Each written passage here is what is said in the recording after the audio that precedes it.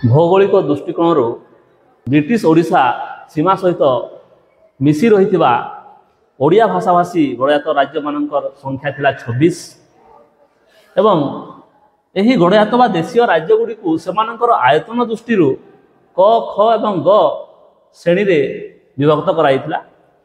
क श्रेणीभुक्त गणयात राज्य गुड़िक हेले ढेंकानाल, केन्दुझर, मयूरभंज, बामंडा, बौद्ध, गांगपुर, पाटना, कलाहांडी, सोनपुर, सढ़ईकला, नयागढ़ एवं ख श्रेणीभुक्त गणयात गुड़िक हेले आठगढ़, बड़म्बा, नरसिंहपुर, आठमल्लिक, हिंदोल, दशपल्ला, खंडपड़ा, खरसुआ, रेड़ाखोल, तालचेर, संबलपुर, नीलगिरी एवं ग श्रेणीभुक्त गणयात गुड़िक हेले पाललहड़ा, तिगिरिया, रणपुर।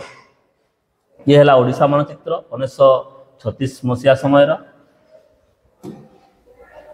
देशीय राज्य मानकर अवस्था बहुत खराब रही आ सेठारे बहुत कुशासन चली। ब्रिटिश सर्वोच्च छत्र छाया तले देशीय राज्यर राजा माने प्रजा माननकु बहुत शोषण करुथिले एवं आ सेठारे विभिन्न प्रथा रही। से प्रथा गुड़िक है बेठी, बेगारी, मागण, रसद एवं भेटी। बेठी है प्रजा माने राजा मानक पई, राज कर्मचारी मानक पई बिना पारिश्रमिक कार्य करुथिले बा श्रमदान करुथिले।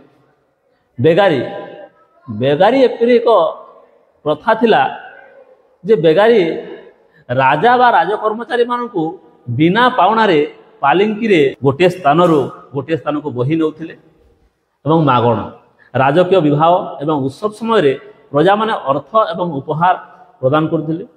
रसद जेतेबेले राजा माने मफसल एरिया को बुलवा को जाउथिले से समय रे शिविर रे मागणा खाद्य पेयर व्यवस्था मध्य एई प्रजा माने करुथिले, ताको रसद बोली कहाउथिला।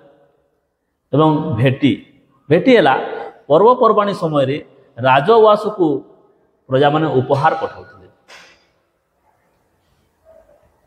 ये है बेठीर चित्र, ये है बेगारीर चित्र। गणयात शासन विरोध रे प्रजा आंदोलन माने देखा जाइथिला एवं ढेंकानाल 1922 मसीह प्रजा आंदोलन होता। नीलगिरी 1928 मसीह, बौद्ध 1930 मसीह, तालचेर 1932 मसीह एवं प्रजा मानकर जो सम्मिलन रही यही सम्मिलन प्रथम अधिवेशन होता कटक ठारे 1931 जून 20 एवं यही अधिवेशन रे सभापतित्व करथिले भुवनानंद दास एवं 1937 जून 23 सही कटक ठारे ओडिशा गणयात प्रजा सम्मेलन द्वितीय अधिवेशन होता एवं सही अधिवेशन रे सभापतित्व करथिले पट्टाभी सीतारामय एवं आवाहक थिले सारंगधर दास। 1937 भारतीय जातीय कांग्रेस जो भारतीय जातीय कांग्रेस इंग्रेज मानकर विरोध रे आंदोलन करुतला से 1937 मसीह यही प्रजा आंदोलन को समर्थन करथिला।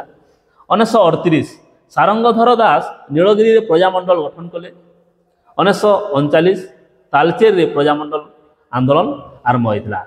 यो देशीय राज्य मानकर प्रजा मान को शोषण कराउथला, अत्याचार कराउथला, तार प्रतिवाद रे यही प्रजा आंदोलन आरंभ होता। प्रजामंडल आंदोलन मुख्य दाबी गुड़िक कौन थिला?